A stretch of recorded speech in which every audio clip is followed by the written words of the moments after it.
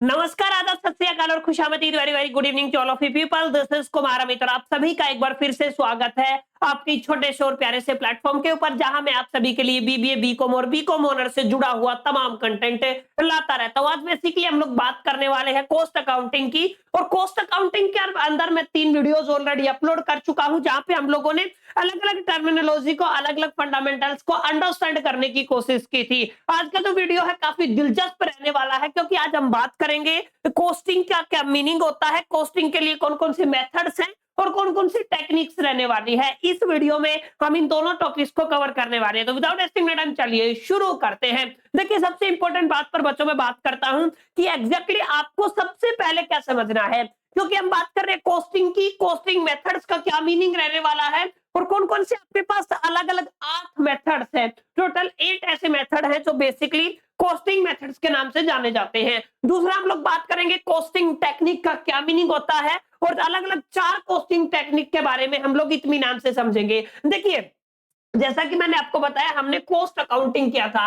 Accounting की definition में costing related terminology हम लोग ऐड कर देते। जैसे बहुत बेसिक में बात करता हूं, हम लोग ऐसे लिखते हैं, हम लोगों ने क्या लिखा, हमने बोला कॉस्ट अकाउंटिंग, ठीक है ना। तो जो आपका अकाउंटिंग तो आप लोग पढ़ते आए हो, जैसे मैंने पहले भी बताया होगा, अकाउंटिंग 3 तरीके की होती है। फाइनेंशियल अकाउंटिंग हो गया, मैनेजमेंट अकाउंटिंग हो गया, और आपका कॉस्ट अकाउंटिंग हो गया। 3 बेसिक ब्रांच आप लोगों ने पढ़ी ना।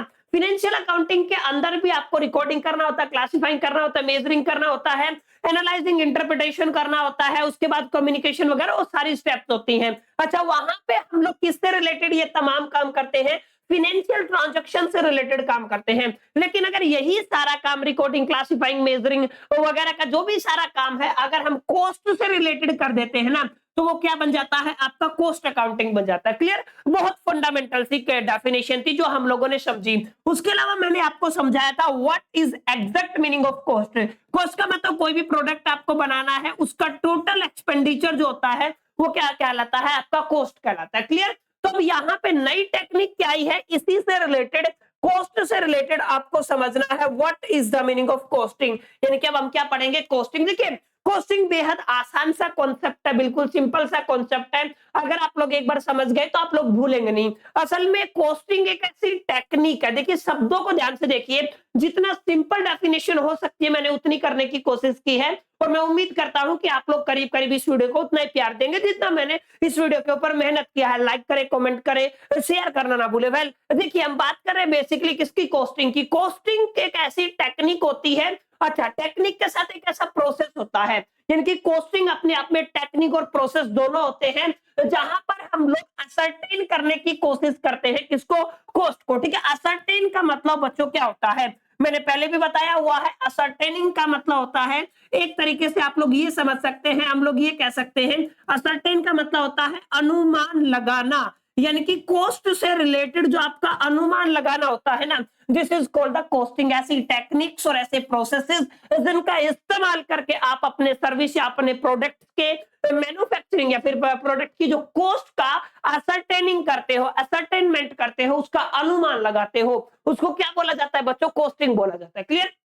बहुत फंडामेंटल सी डेफिनेशन है, बहुत आसान सी डेफिनेशन है कि costing is the technique and the process of ascertaining the cost. Clear है? तो इसको क्या बोल देंगे हम लोग? कॉस्टिंग। अच्छा, कॉस्टिंग मेथड्स हमारे पास होते हैं अलग अलग तरीके के, तो 8 ऐसे मेथड्स हम लोग पढ़ेंगे, कॉस्टिंग मेथड, जो आपके ग्रेजुएशन लेवल पे आपके सिलेबस में डाले गए हैं। यानी कि अगर आपसे पूछता है कॉस्टिंग मेथड कितने हैं, टोटल आपके पास 8 अलग अलग कॉस्टिंग मेथड है। जैसे पहला आपका जॉब कॉस्टिंग रहने वाला है, जॉब का थोड़ा सा अपग्रेडेड वर्जन हो जाता है कॉन्ट्रैक्ट कॉस्टिंग। उससे आगे जाओगे कॉस्ट प्लस कॉस्टिंग हो जाता है, यानी कि कॉस्ट प्लस कॉस्टिंग है। इस कॉन्ट्रैक्ट से आगे की एक स्टेज होती है। अच्छा, फिर बैच कॉस्टिंग आ जाता है, प्रोसेस कॉस्टिंग आ जाता है, ऑपरेटिंग कॉस्टिंग आ जाता है, फिर आपका यूनिट कॉस्टिंग, आउटपुट और सिंगल कॉस्टिंग आ जाता है। लास्ट एंड फाइनल हम लोग बात करने वाले हैं डिपार्टमेंटल कॉस्टिंग के बारे में। इन शॉर्ट आप लोग कह सकते हैं कॉस्टिंग मेथड्स आपके सिलेबस में कितने दिए गए? 8, टोटल 8 कॉस्टिंग मेथड्स है। क्लियर?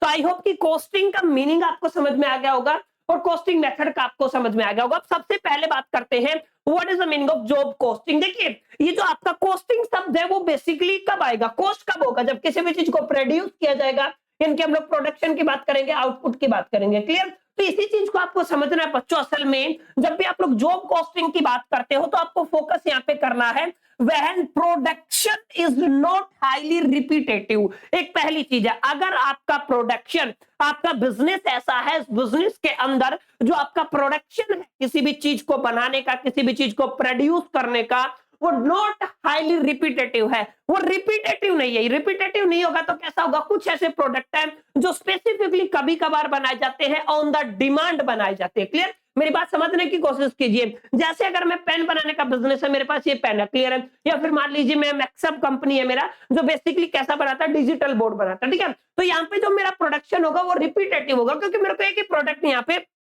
अलग अलग यूनिट्स में प्रेजेंट करना है, हाई लेवल पे प्रेजेंट करना है। लेकिन कुछ ऐसे बिजनेसेस हैं, कुछ ऐसी प्रोडक्शन है जहां पे आपका जो बेसिकली प्रोडक्शन रहने वाला है वो आपका बेसिकली रिपीटेटिव नहीं रहेगा, वो हर बार नया निकल के आएगा, यानी कि एक यूनिक प्रोडक्शन निकल के आएगा। क्लियर, तो उसको क्या बोलोगे बेसिकली, उसी केस में आपका क्या आएगा, जॉब कॉस्टिंग आएगा। जैसे कोई स्पेसिफिक इक्विपमेंट आपको बनवाना है, आपका बिजनेस है, उस बिजनेस के अंदर कुछ स्पेसिफिक इक्विपमेंट बनाना है, पर्सनलाइज स्पेशलाइज आपको इक्विपमेंट बनाना है, तो वो क्या होगा, वो आपका रिपीटेटिव ऑर्डर थोड़ी ना होगा, रिपीटेटिव प्रोडक्शन थोड़ी ना होगा, वो कभी कभार बनने वाला प्रोडक्शन होगा। तो ध्यान से समझिए डेफिनेशन में क्या लिखा हुआ है। डेफिनेशन में लिखा हुआ, when the production is not highly repetitive and in addition consist of the distinct job। यहाँ पे क्या होता है, कैसी होती है, डिस्टिंक्ट जॉब होती है, नॉर्मल ट्रेंड से हटके थोड़ी सी अलग जॉब होती है, और load so that the material and the labor cost can be identified by the order number। यानी कि यहाँ पे आप लोग ऑर्डर नंबर से बेसिकली आपकी जो लेबर कॉस्ट है और मटेरियल की कॉस्ट को आइडेंटिफाई करते हैं। The method of job costing is used. Clear है, ऐसे केस में आप लोग किसका इस्तेमाल करते हैं, आप लोग बेसिकली जॉब कॉस्टिंग का यूज करते हैं। तो यहां से एक बुनियादी डेफिनेशन निकल के आई, जब भी प्रोडक्शन आपका होगा, जो भी आपका प्रोडक्शन हो रहा है, अगर वो प्रोडक्शन रिपीटेटिव नहीं है और स्पेसिफिक है, स्पेसिफिक मतलब ऑन डिमांड है, तो उस केस में आप लोग क्या बोलोगे, this is called the job costing. इस तरीके के मेथड को क्या बोलते हैं, जॉब कॉस्टिंग मेथड। तो वहां पे हम लोग जॉब कॉस्टिंग मेथड लगाते हैं। एग्जांपल आप लोग याद रख सकते हैं, प्लांट मेकिंग स्पेशलाइज्ड इक्विपमेंट, जो भी आपके प्लांट मेकिंग जो स्पेशलाइज्ड इक्विपमेंट होते हैं, उस केस में जो आप लोग कॉस्टिंग मेथड इस्तेमाल करते हो, कौन सा करते हो, जॉब कॉस्टिंग करते हो। क्लियर है, तो ये तो स्पेसिफिकेंस की बात हुई, स्पेशलाइजेशन की बात हुई, not in the repetitive mode की बात हुई। थोड़ा सा आगे चलोगे ना तो सेकंड आपका आ जाएगा, जिसको बोलते हो आप लोग कॉन्ट्रैक्ट कॉस्टिंग। अच्छा, contract costing type of the job costing ही होता है। एक बात तो आपको ध्यान में रखनी है, यानी कि जब भी आप लोग कॉन्ट्रैक्ट कॉस्टिंग की बात करते हैं तो कॉन्ट्रैक्ट कॉस्टिंग होता तो जॉब कॉस्टिंग है, लेकिन उसका थोड़ा सा अपग्रेडेड वर्जन होता है। कैसे, आप ध्यान से समझिएगा मेरी बात। हम बात करें बेसिकली कॉन्ट्रैक्ट कॉस्टिंग। अच्छा, contract is a big job. ये क्या होता है, जॉब का अगला स्टेज होता है बिग जॉब, ठीक है ना। While job is small contract, यहाँ पे जॉब आपकी क्या होती है, स्मॉल कॉन्ट्रैक्ट होती है। पहली बात तो ये। अच्छा, this method is used where the different sites large scale contract are carried out.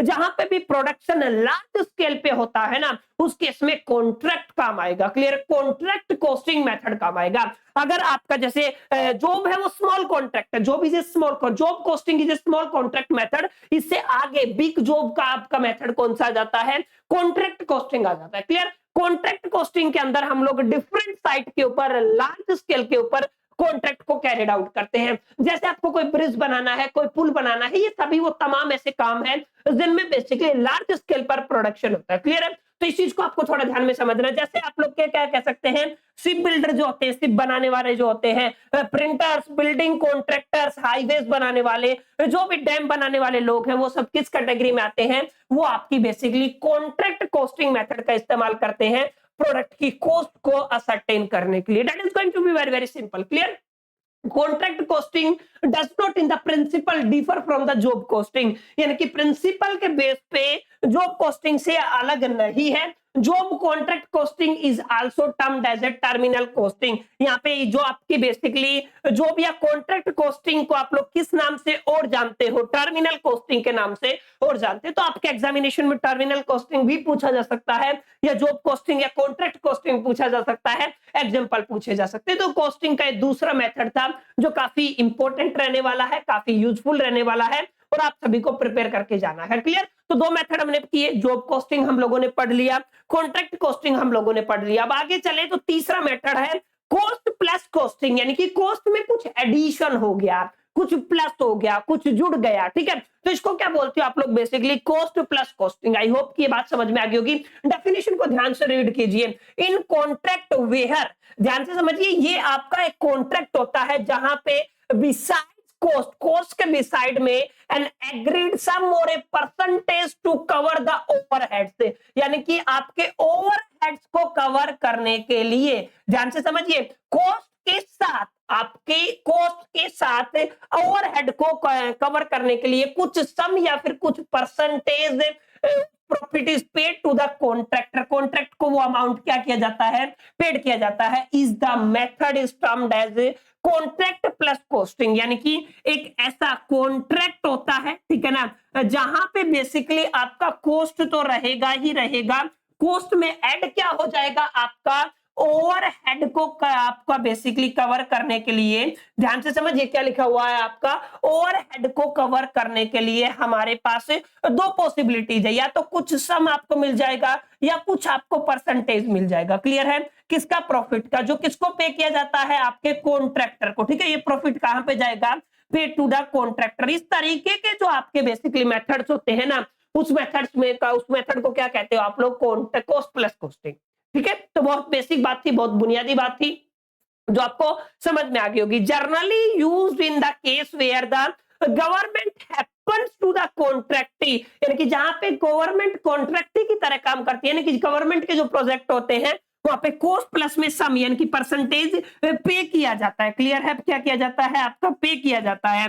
तो इस तरीके के जो कॉन्ट्रैक्ट है जहां पे हम बेसिकली कॉस्टिंग मेथड इंप्लीमेंट करते हैं, उनको क्या बोला जाता है, कॉस्ट प्लस कॉस्टिंग मेथड। बहुत आसान है, यानी कि यहाँ पे कॉस्ट के साथ एक एडिशनल परसेंटेज आप कॉन्ट्रैक्टर को पे किया जाएगा, तो कॉस्ट प्लस कॉन्ट्रैक्ट वो आपका बन जाएगा, या कॉस्ट प्लस कॉस्टिंग मेथड वो बन जाएगा। क्लियर है? इस तरीके के मेथड का इस्तेमाल आप लोग इस सिचुएशन में करते हैं। अच्छा, चौथे मेथड की बात करूं तो बैच कॉस्टिंग है। बैच का मतलब एक लॉट, ठीक है, एक समूह, एक ग्रुप, उसको क्या बोलते हैं आप लोग, बैच कॉस्टिंग। ध्यान से समझिएगा, बैच कॉस्टिंग का मतलब क्या है, जहां पे ग्रुप ऑफ प्रोडक्ट्स को क्या किया जाता है, असरटेन किया जाता है, यानी कि एक ही तरीके के प्रोडक्ट्स का ग्रुप प्रोड्यूस किया जाता है, जहां पे प्रोडक्शन लार्ज स्केल पे होता है, लेकिन एक ही तरीके के प्रोडक्ट का आपका बेसिकली प्रोडक्शन रहने वाला है। उस तरीके के आप लोग बेसिकली प्रोडक्शन के केस में आप लोग किस तरीके के मेथड का इस्तेमाल करते हैं, बैच कॉस्टिंग का इस्तेमाल करते हैं। जैसे आप लोग फार्मास्यूटिकल इंडस्ट्री में जितनी दवाइयां बनती है उनके बैच बनते हैं, लॉट बनते हैं, ठीक है ना, यानी कि पूरा का पूरा ग्रुप तैयार होता है, और उस केस में उस कॉस्ट को फाइंड आउट करने के लिए आप लोग किसका इस्तेमाल करते हैं, आप स्पेसिफिक कॉस्टिंग का इस्तेमाल करते हैं, जिसको क्या बोला जाता है, जिसको बोला जाता है बैच कॉस्टिंग। आई होप की चीजें क्लियर होगी होंगी। वेयर ऑर्डर और job are arrange in the different batch after taking into the account the convenience of the producing article batch, यानी कि आपको क्या करना है, आर्टिकल को प्रोड्यूस करना है, batch costing is employed. Clear है? तो बहुत बेसिक सी डेफिनेशन है, आसान सी डेफिनेशन है, और करीब करीब आपको समझ में आई होगी। ठीक है, तो चार अलग अलग मेथड हम लोग पढ़ चुके हैं। बैच कॉस्टिंग पढ़ा, कॉस्ट प्लस कॉस्टिंग पढ़ा, कॉन्ट्रैक्ट कॉस्टिंग पढ़ा, जॉब कॉस्टिंग पढ़ा। ठीक है, अब अगर अच्छा पांचवें मेथड की अगर मैं बात करूं बच्चों, तो पांचवा मेथड आपका रहेगा प्रोसेस कॉस्टिंग। प्रोसेस कॉस्टिंग का क्या मतलब है, किसी भी प्रोडक्ट को तैयार करने के लिए अलग अलग स्टेजेस बन रही है, ठीक है, अलग अलग स्टेज बन रही है, तो अलग अलग स्टेज का अगर आपको कॉस्ट फाइंड आउट करना है ना, तो उस केस में आपका कौन सा मेथड लगेगा, प्रोसेस कॉस्टिंग लगेगा। ठीक है, तो यहाँ पे अगर आपके अलग अलग स्टेजेस यानी कि डिस्टिंक्ट स्टेज के ऊपर वेल डिफाइन, अगर आपको हर एक, जैसे आपका रॉ मटेरियल है, प्रोसेस 1 हुआ, प्रोसेस 2 हुआ, प्रोसेस 3 हुआ, और यहाँ पे फिनिश हो गया गुड, तो आप जानना चाहते हैं प्रोसेस 1 के दरमियान, स्टेज 1 के दरमियान कितना कॉस्ट आया, स्टेज 2 के दरमियान कितना कॉस्ट आया, स्टेज 3 के दरमियान कितना कॉस्ट आया, यानी कि जितनी आपकी प्रोसेस है, अलग अलग स्टेजेस का अगर आप लोग कॉस्ट पता करना चाहते हैं, तो उस केस में आप लोग कौन से मेथड का इस्तेमाल करते हैं, प्रोसेस कॉस्टिंग का इस्तेमाल करते हैं। क्लियर? तो बहुत बेसिक बात थी। छठा जो रहने वाला है यूनिट, यूनिट का मतलब क्या होता है, एक, आउटपुट या सिंगल का मतलब भी क्या होता है, आपका एक, नाम से ही पता चल रहा है, जहां पे प्रोडक्शन केवल एक यूनिट का किया जाएगा ना, उस केस में आप लोग कौन सी कॉस्टिंग का इस्तेमाल करेंगे, आप लोग बेसिकली यूनिट, आउटपुट और सिंगल कॉस्टिंग मेथड का इस्तेमाल करते हैं। ठीक है, पढ़िए definition. In this method cost per unit of output production is ascertained and the amount of each element constituting each such a cost is determined, यानी कि एक ही यूनिट का जहां पे प्रोडक्शन होता है, एक एक यूनिट के केस में अगर आपको कॉस्ट फाइंड आउट करनी है, कॉस्ट असरटेन करनी है, तो उस केस में आप लोग सिंगल कॉस्टिंग आउटपुट और यूनिट कॉस्टिंग का इस्तेमाल करते हैं। जैसे आप लोग ब्रिक मेकिंग कंपनी के अंदर अगर ब्रिक्स का जहाँ पे प्रोडक्शन होता है, पेपर मिल के अंदर, सीमेंट की मैन्युफैक्चरिंग इंडस्ट्री के अंदर इस मेथड का इस्तेमाल किया जाता है। जनरली जहाँ पे यूनिट की कॉस्टिंग की जाती है, एक प्रोडक्ट के प्रोडक्शन के बेस में एक-एक यूनिट का कॉस्ट निकाला जाता है। क्लियर? तो बहुत बेसिक बेसिक बातें थी, 6 मेथड। सातवां मेथड बहुत आसान है, operating cost. Operating cost basically ध्यान से समझिए, अभी तक जो बात कर रहे थे प्रोडक्शन की कर रहे थे, प्रोडक्शन के केस में प्रोडक्ट बन रहा था। अगर बात सर्विसेज की हो तो सर्विसेज के केस में आप लोग कौन सा मेथड लगाते हैं? ऑपरेटिंग कॉस्टिंग मेथड लगाते हैं। देखिए जैसे आप लोगों को बस company, total number of passenger, kilometre, अगर ये सब फाइंड आउट करना है ना, तो इस केस में ऑपरेटिंग कॉस्टिंग आप लोग लगाते हैं। This method is employed where the expenses are incurred for the providing services, यानी कि जहां पे सर्विसेज को प्रोवाइड करने के लिए जो भी एक्सपेंसेस है इनक्योर्ड होते हैं, तो उस केस में अगर आपको कॉस्टिंग फाइंड आउट करनी है, अगर उसका कॉस्ट फाइंड आउट करना है, तो हम किसका इस्तेमाल करेंगे?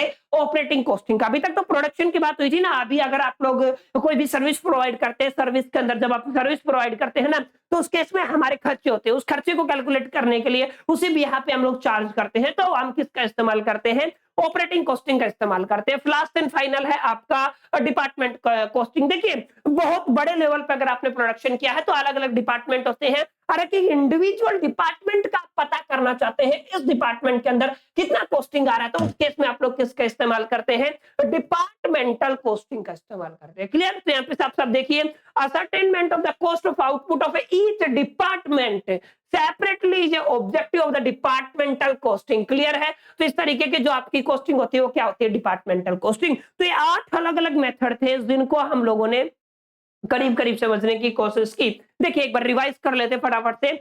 हमने बात की कॉस्टिंग का मतलब होता है ऐसे टेक्निक और ऐसे प्रोसेसेस जो कॉस्ट को असरटेन करने के लिए इस्तेमाल किए जाते हैं, उनको क्या कहते हैं? कॉस्टिंग। पहला मेथड है जॉब कॉस्टिंग। जॉब कॉस्टिंग के अंदर रिपीटेटिव मोड पे प्रोडक्शन नहीं होता है, तो उस केस में आप लोग जॉब जॉब कॉस्टिंग इंप्लीमेंट करते हो। कॉन्ट्रैक्ट कॉस्टिंग बिग जॉब होता है, जहां पे बेसिकली डिफरेंट साइट के ऊपर लार्ज स्केल पे आपको कोई प्रोजेक्ट लेके चलना होता है, उस केस में कॉन्ट्रैक्ट कॉस्टिंग होता है। अच्छा, कॉन्ट्रैक्ट कॉस्ट प्लस कॉस्टिंग के अंदर कोई आपका कॉस्ट के साथ आपको एक सम कॉन्ट्रैक्टर को पे किया जाता है। बैच कॉस्टिंग के अंदर पूरे के पूरे बैच का कॉस्ट फाइंड आउट किया जाता है। प्रोसेस कॉस्टिंग के अंदर अलग अलग प्रोसेसेस में बनने वाले प्रोडक्ट के हर एक प्रोसेस को, हर एक स्टेज के ऊपर आप लोग कॉस्ट को फाइंड आउट करते हैं। सिंगल यूनिट का अगर आपको पता करना कॉस्ट, तो आप लोग यूनिट आउटपुट और सिंगल कॉस्टिंग का इस्तेमाल करते हैं। ऑपरेशन कॉस्टिंग बेसिकली उन सर्विसेज को प्रोवाइड करने के लिए जो भी एक्सपेंसेस होते हैं, उन केस में आप लोग ऑपरेटिंग कॉस्टिंग का इस्तेमाल करते हैं। लास्ट एंड फाइनल अलग अलग डिपार्टमेंटल की, अगर आपको डिपार्टमेंट की कॉस्टिंग निकालनी है तो आप लोग किसका इस्तेमाल करेंगे? Departmental costing. तो ये 8 अलग अलग मेथड थे, बेहद आसान, बेहद इजी, इजी टू अंडरस्टैंड, और आई होप कि आपको समझ में आ गया होगा। एक छोटा सा आर्टिकल और है, वो पढ़ लेते हैं। Technique of the costing. अभी तक हम लोगों ने मेथड्स पढ़े थे ना, अब क्या पढ़ेंगे? टेक्निक। टेक्निक का मतलब क्या होता है? Costing techniques are used by the management only for controlling, यानी कि कॉस्टिंग टेक्निक्स केवल और केवल कौन इस्तेमाल करता है? मैनेजमेंट इस्तेमाल करता है। किसके लिए? कंट्रोलिंग द कॉस्ट, कॉस्ट को कंट्रोल करने के लिए एंड डिसीजन लेने के लिए। समझ में आया? This is going to be very very important. Costing techniques are used by the management only for the controlling of the cost and making some important managerial decision। तो ये क्या आपकी बेसिकली क्या रहती है? Technique of the costing. 4 अलग अलग technique हम लोग पढ़ेंगे। मार्जिनल कॉस्टिंग पढ़ेगे हम बेसिकली, सेकंड नंबर पे डायरेक्ट कॉस्टिंग पढ़ेंगे। अच्छा, तीसरे नंबर पे एब्जॉर्प्शन और फुल कॉस्टिंग पढ़ेंगे। चौथे नंबर पे हम लोग यूनिफॉर्म कॉस्टिंग पढ़ेंगे। एक एक मिनट की डेफिनेशन आप लोगों को समझ में आ जाएगी। देखिए पहली क्या है? Marginal costing. It is a technique of the costing. Costing की ऐसी टेक्निक है, सॉरी, कॉस्टिंग की ऐसी टेक्निक है जिसके अंदर allocation of the expenditure to production is restricted to those cost which are arises as a result of the production, यानी कि cost which vary with the production, यानी कि फिक्स्ड कॉस्ट आर एक्सक्लूडेड, यानी कि यहाँ पे फिक्स्ड कॉस्ट को exclude किया गया, बाहर किया गया है। जहां पे आप लोग cost which vary with the production, ऐसी कॉस्ट जो प्रोडक्शन के साथ वेरी करती है उस केस में आप लोग को मार्जिनल कॉस्टिंग का इस्तेमाल करते हैं, useful in the manufacturing industry with varying level of the output. ठीक है, तो बहुत बेसिक है, जहां पे भी आपकी कॉस्ट प्रोडक्शन के साथ वेरी करती है ना, वहां पे आप लोग मार्जिनल कॉस्टिंग का इस्तेमाल करते हैं। डायरेक्ट कॉस्टिंग देखो, आप लोग याद कीजिए, डायरेक्ट कॉस्ट हम लोगों ने पढ़ी थी, the practice of the charging all direct cost to operation and process of the products and leaving all indirect cost to be